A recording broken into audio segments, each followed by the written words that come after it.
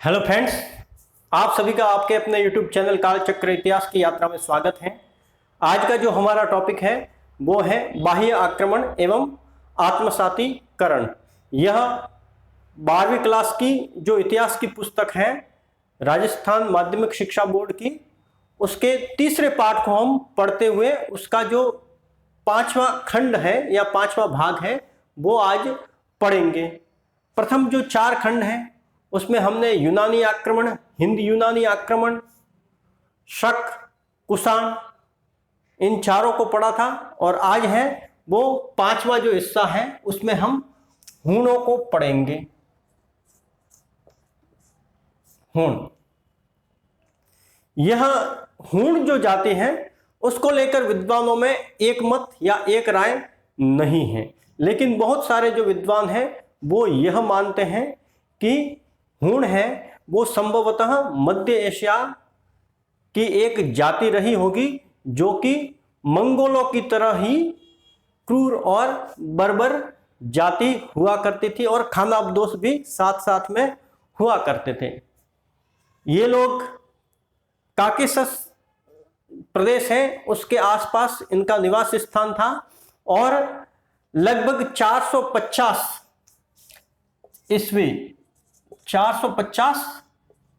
ईस्वी में इनका भारत की भूमि पर आक्रमण है वो होता है।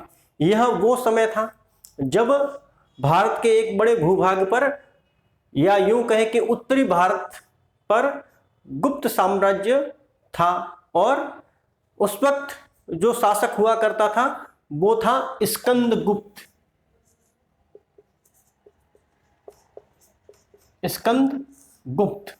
ये जो हूण थे वो क्रूर थे, अत्याचारी थे और इन्होंने काफी रक्तपात भी यहां मचाया।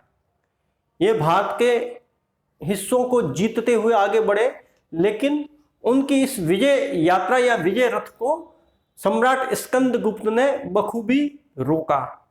लेकिन फिर भी यह वो समय था जब गुप्त साम्राज्य उसके बाद में धीरे धीरे पतन की तरफ अग्रसर था और गुप्त साम्राज्य के पतन का जो संधि काल है उसमें जो हूण है उन्होंने भी भारत के कुछ हिस्सों पर अपना अधिकार जमाया। हूणों में जो सर्वप्रमुख राजा माना जाता है वो है तोरमान। उसका नाम है तोरमान और इसका पुत्र था जिसका नाम था मिहिरकुल।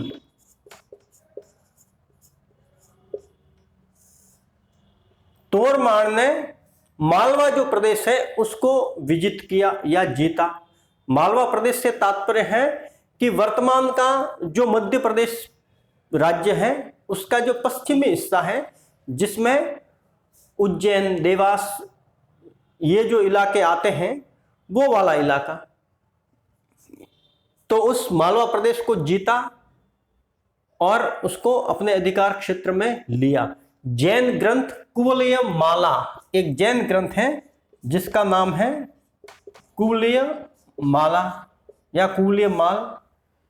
इसमें यह जिक्र मिलता है कि जो हूण शासक था तोरमान वो चंद्रभागा नदी के किनारे स्थित पवैया नगरी से अपना शासन चलाता था। पवैया नगरी, इतिहासकारों का यह मानना है कि यह पवैया नगरी है वो ग्वालियर के आसपास का कोई इलाका या नगर रहा होगा। तोरमान का जो पुत्र है मिहिरकुल ने पंजाब को विजित किया। ये जो मालवा था जिसको तोरमान ने विजित किया था वो ये वाला हिस्सा था और मिहिरकुल ने पंजाब को विजित किया जिसमें तक्षशिला भी आता है और उसके बाद में मथुरा को भी विजित किया यहां पर मिहिरकुल ने और वहां से इसने संयुक्त शासन है वो चलाया। अब हूणों का जो प्रभाव है वो बढ़ रहा था, लेकिन इस प्रभाव को बाद में मालवा के एक स्थानीय शासक जिसका नाम था यशोवर्मन उसने हुणों को पराजित किया और हुणों के प्रभाव को है वो यहाँ पर समाप्त जैसा कर दिया। लेकिन फिर भी जो हुण है वो अपने पुश्तैनी इलाके यानी मध्य एशिया वापस नहीं गए। उन्होंने भारतीय सभ्यता, संस्कृति और धर्म को अपनाया और इसी मिट्टी में आत्मसातीकरण उन्होंने कर लिया।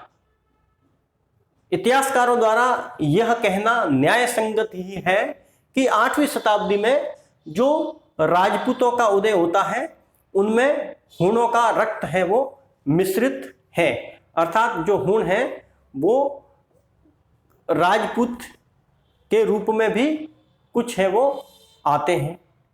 वर्तमान की बात करें तो भी एक हुण राजपूत नाम से भी जाति हैं, जो राजपूत हैं लेकिन उनको हुण राजपूत कहा जाता है और वो हुण जो थे वो ही थे। तो इस तरीके से बहुत सारे जो तथ्य हैं वो भी हम जब राजपूत काल को पढ़ेंगे तो आएंगे कि राजपूत युग में क्या हुआ था। ऐसा नहीं था कि जो राजपूत हैं वो बिल्कुल विदेशी थे या हुणों का उनमें रक्त है वो मिश्रित था। राजपूत जो है वो प्राचीन भारतीय जो क्षत्रिय थे उनके भी उनमें वंशज हुआ करते थे। तो इस टॉपिक को हम गहराई से राजपूत युग में पढ़ेंगे। फिर बात करते हैं इनके धर्म की।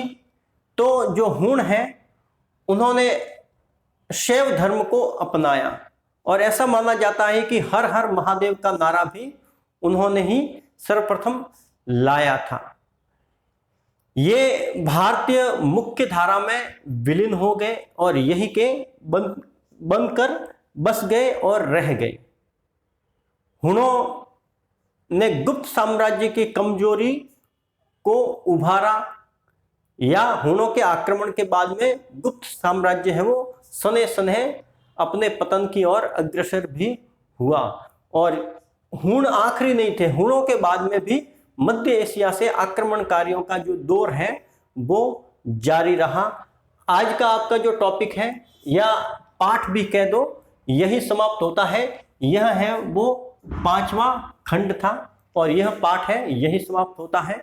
आपको हमारा वीडियो पसंद आया हो तो उसको सब्सक्राइब, लाइक, शेयर जरूर करें। धन्यवाद।